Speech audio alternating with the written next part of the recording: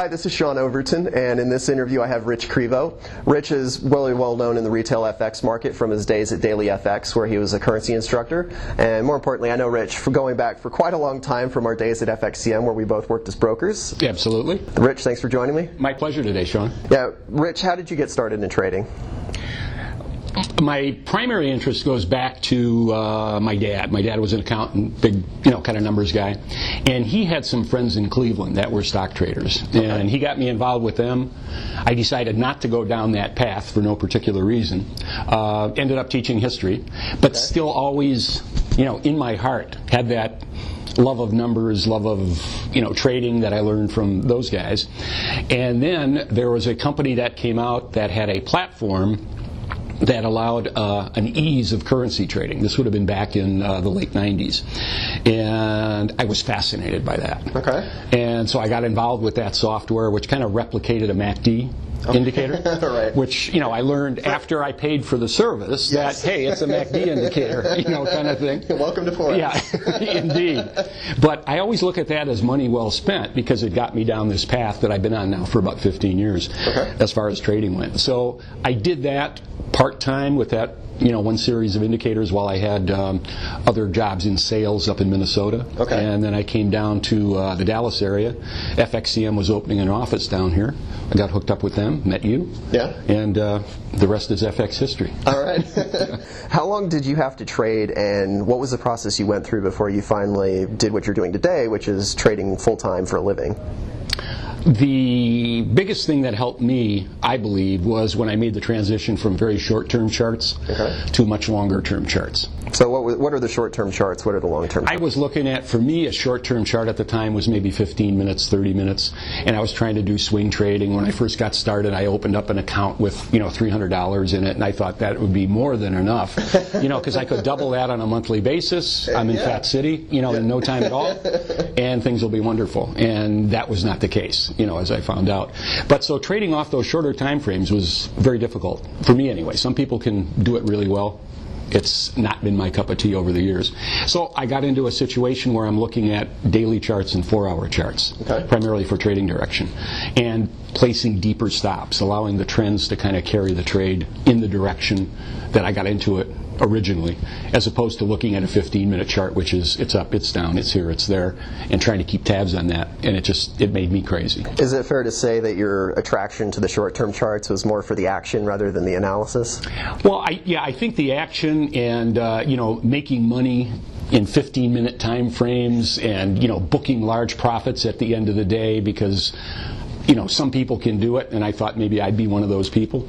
And sometimes I get distracted by shiny things, but I had to build up more patience and discipline to trade off the longer-term charts. And it's amazing how when you start making money, your patience and discipline kind of increases. I'm much more patient when I find myself making money than I would get impatient when I'd find myself losing money trading off the short-term charts. And when you go from the process of you've bought scam software, more or less, and you lose the money, what did you do next? How do you pick yourself up? I believed in it. I was fascinated by the process. I knew there were people that were out there doing this successfully. I knew there were banks and hedge funds that were doing it successfully. And I was, pompous enough, I guess, to believe that if they can do it, I can do it too. I'm Rich Crevo. Yeah, I know, and the markets know that. So I tried to hang in there, as much as I could, and I'd go back and forth between live trading and demo trading. Go back to the demo trading when I was losing, and hit a losing streak or something like that. Go back to the demo trading, so I wouldn't have the pressure of trading, real money. Even though I was trading real small, it was still real money. And I'd go back and I'd try to get my legs back, under me again, build a successful strategy, then go back to live trading, build that up very slowly again, and kind of get on your way. A lot of people have strong opinions about only live trading or only demo trading. You found a balance there?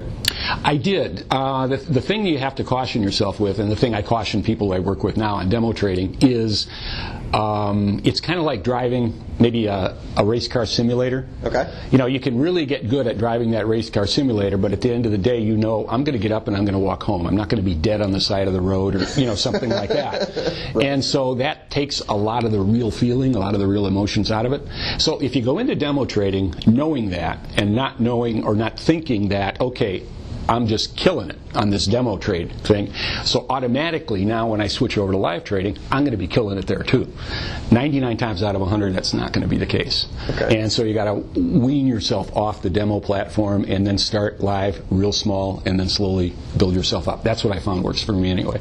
And in the process of going through those losing streaks, switching between live and demo trading, did you have any blow-ups? Oh yeah.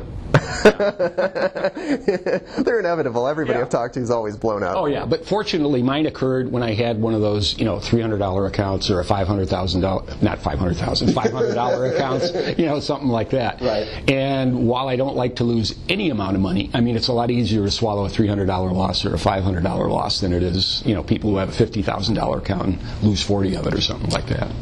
After you have a losing streak, now that you've gone through this learning process, you don't have to go back and forth anymore between live and demo accounts. You're full live trading. Right. How do you deal with those losing streaks now? What I'll do is I'll trade smaller. Okay. Going forward, and it's just like, I don't know, I'm trying to create an analogy. If you're running down a road and you all of a sudden find out you're going down the wrong road, you're maybe going to still run, but you're going to run at a slower pace. It's not going to be top speed, so I try to ratchet it back a little bit. It's kind of like this past summer. The markets were not trending at all. And I'd make money, I'd break even. I'd break money, I'd make money, I'd lose a little bit, I'd break even. And it was like at the end of 3 months, over the course of the summer, I had virtually nothing to show, for anything. The good news was I didn't lose a lot. The bad news was I didn't make a lot. Right. So during that time frame, I was, instead of trading, let's say like this, I was trading like that. Okay. Just to see if the markets get back in their rhythm. And they have. Over the last couple of weeks, it's been, well, maybe even the last month or so. I mean, the market has really been trending, and that's been good. New Zealand dollar has been to the downside. It's been great. So I'm, making up what I didn't make in the summertime, but you end up, like I say, if there's an issue or if there's something going on, trade smaller or trade not at all, and just watch markets. And then when I say something going on, I mean maybe in someone's personal life.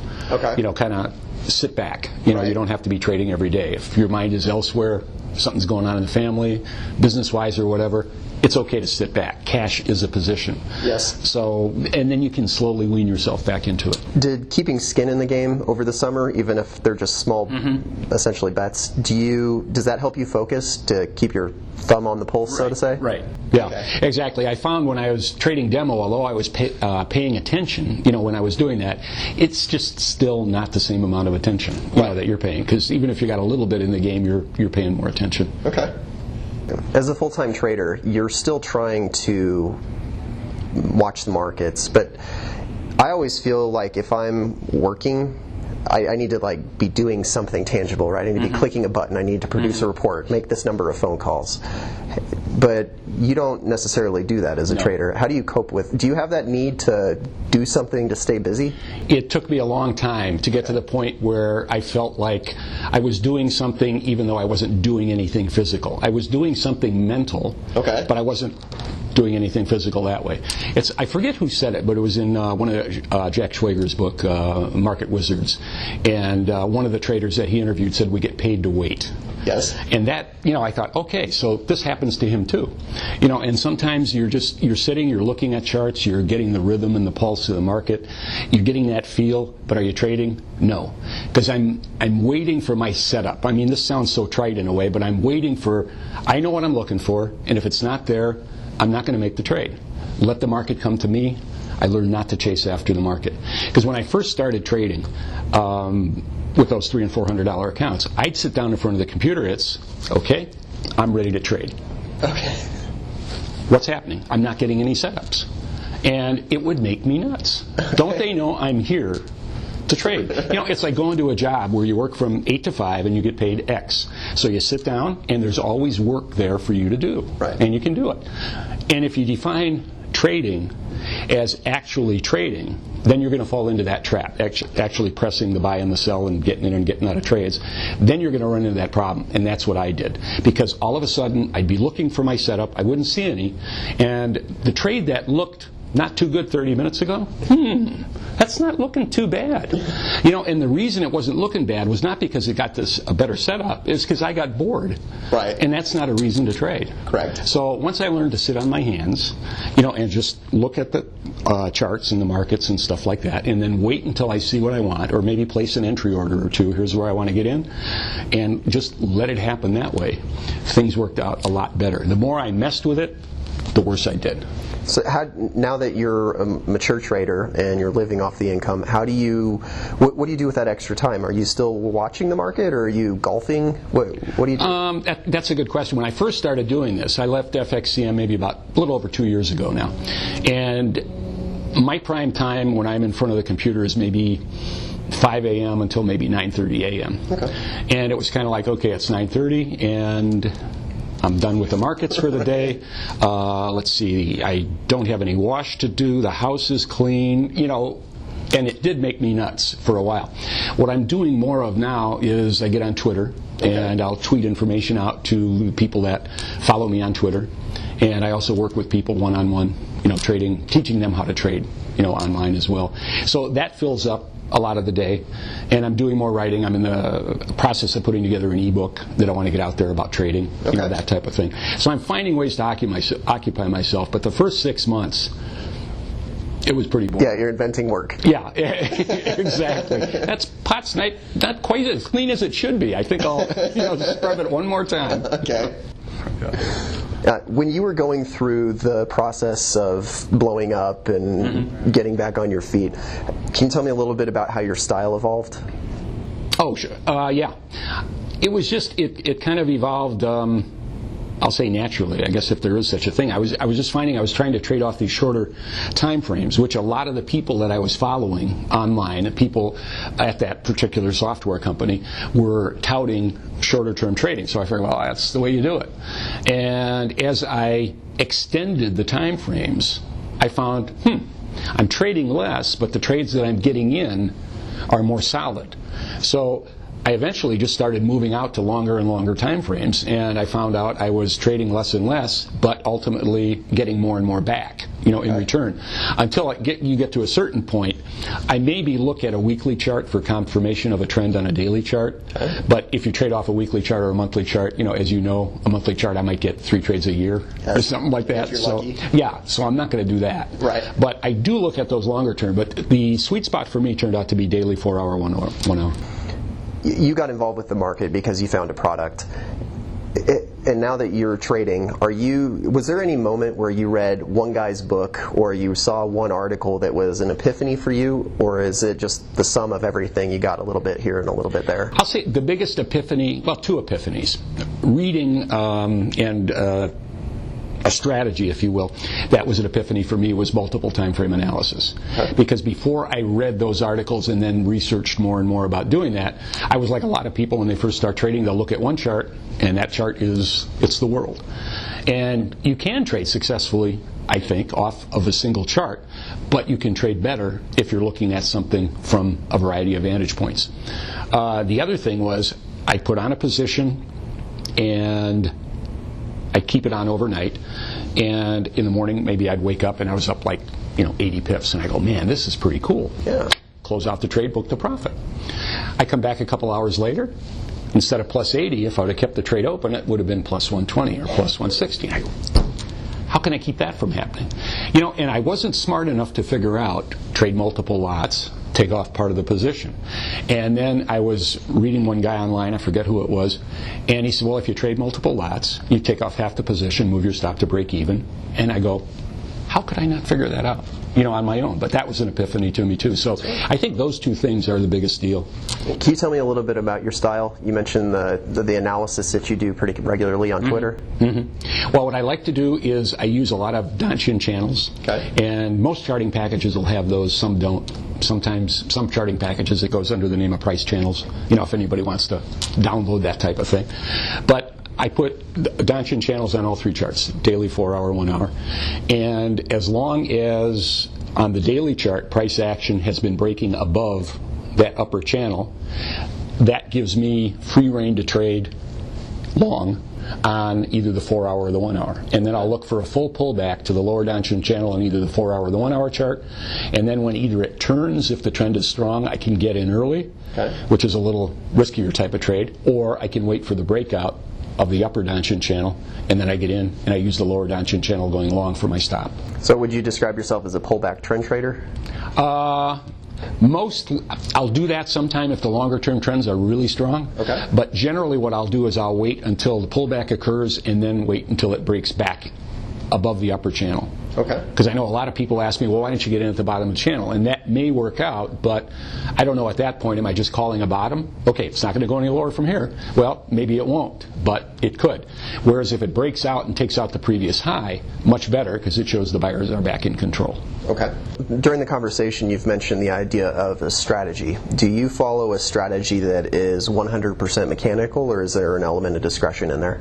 There's some discretion. What I like to do is, let's say in that long with the downtrend channel where it takes out the upper channel, true downtrend strategy dictates you trail your stop up below the lower channel. What I'll do sometimes, like with that New Zealand dollar trade that was down, I've been in that trade now I think for 5 weeks, and one of the positions, I've got several positions open, and one is up. Last time I looked anyway, a couple hours ago, was up about 545 pips. Not to pat myself on the back, but I'm happy with that trade. But one of the things I did as that moved down was I took off profit as it moved down to certain levels. True downtrend strategy dictates don't do that. And it's kind of like the turtle traders. Yes. Stay in the trade. Don't take anything off. Let yourself be stopped out by your trailing stop. Well, I've gotten burned on that a couple times, where all of a sudden I'm up 200-300 pips, and ultimately the trade gets closed out either at break even or I end up losing. And I go, I was up 300 pips on the trade and it ends up to be a loser.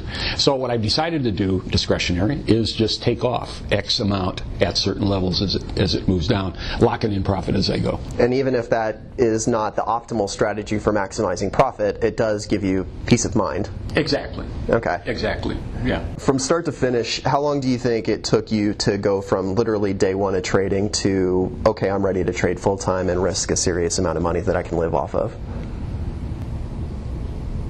Well, I think the fact that when I left FXCM, which was, like I say, only about 2 years ago in that 15-year stretch, of trading, a couple things happened. One, I had the time. I could put more time into it, even though I'm only trading between maybe really paying attention between 5:30 and 9:30, or something in the morning. But I still had the option to be totally focused on trading rather than doing other things around trading. That kind of gave me the confidence, to, I have the time, I have the knowledge, let's do it, kind of thing. Whereas when I was working, and I enjoyed working, at FXCM. When I was working, it was kind of like my trading always took a little bit of a back seat because that was my full-time job. I was getting paid by somebody else to do a job for 8 hours a day. So that took precedence where trading was kind of a hobby. When I left that, trading was pushed to the forefront.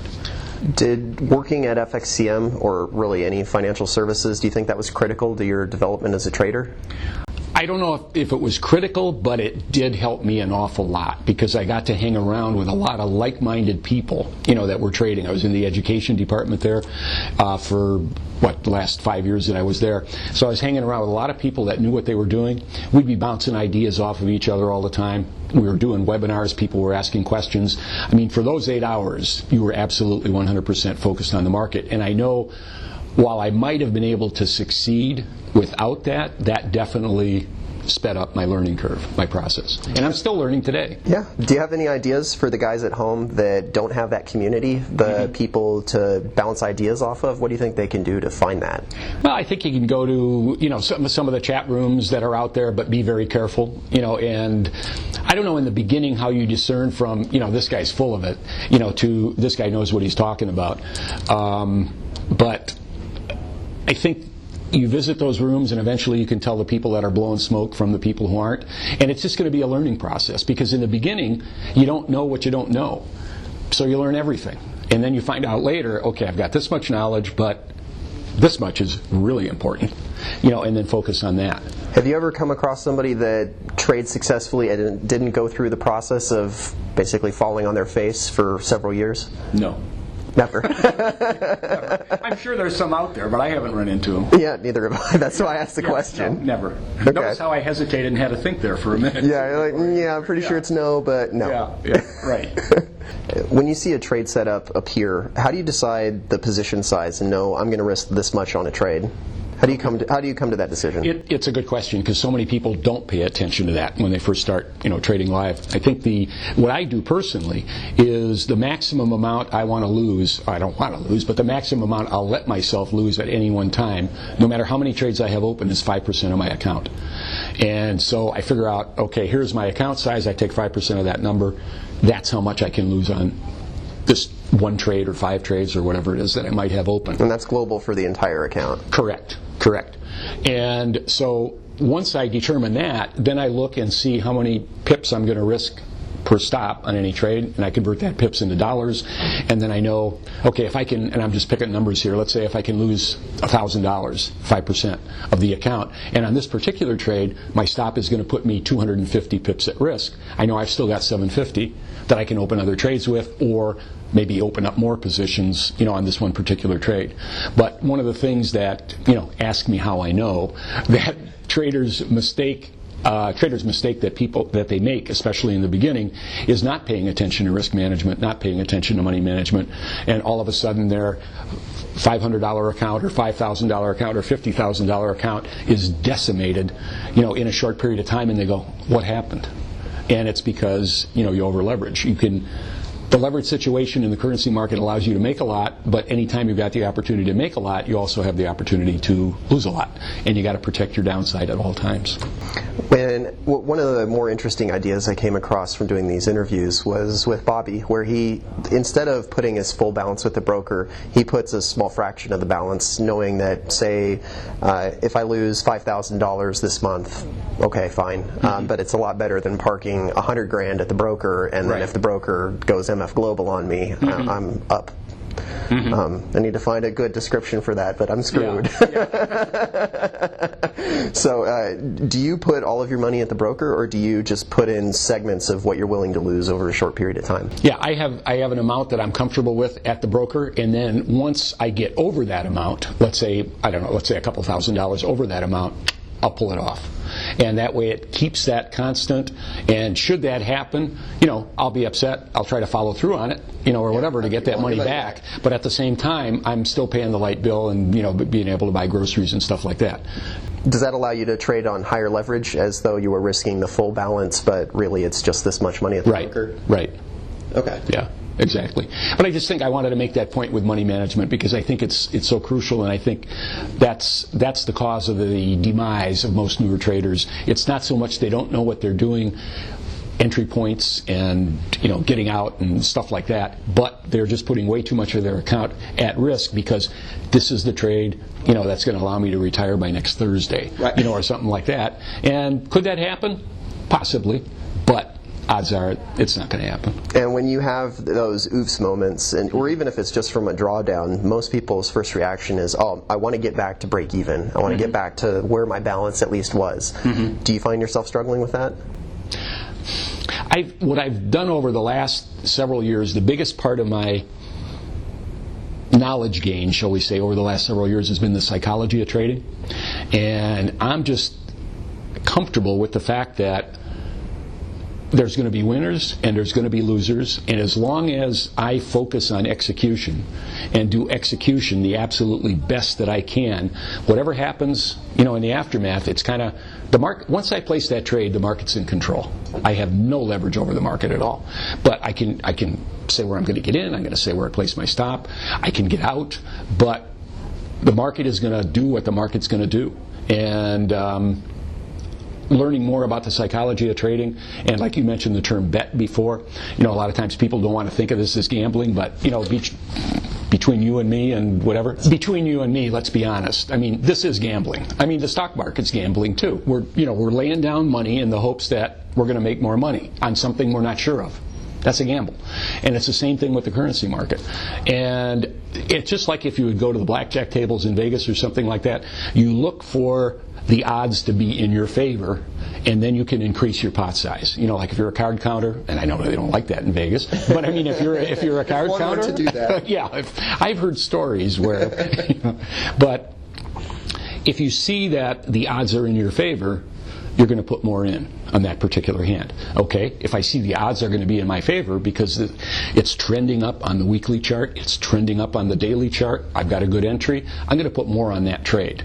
And it's, you know, yeah, it's gambling, but like with gambling in Vegas, you know that you could do everything right and still lose the hand. I mean, if I'm playing poker and I got 2 kings, wow, that's pretty cool. Could I lose? Yep. You could. Testify to that. Yeah, exactly. And it's the same thing. So if I play that hand the way I should and I still lose it, those are the breaks. If I do this trade exactly the way I should, if I execute flawlessly according to my plan, that's great. If I lose, I did everything right. And the knowledge that you executed correctly, a lot of that's colored by the decade of experience. Yeah, absolutely, absolutely. You can't let emotions get involved, and we're human beings, so we do have emotions. We can't get rid of them. I mean, they're great in some ways, but you need to almost have a switch where you can turn it on and off. And I try to be as focused and non-emotional as I can when trading. I don't like losses, but they're going to happen. So you just gotta roll with them. Rich, your main presence is on Twitter, so where can people find you? We can go to @RCrevoFX on Twitter. And you can email me at rcrevofx@gmail.com. All right, well, I think we're out of time, so Rich, thanks for joining me. Okay. Thanks everybody for being here. Yep, thanks for watching.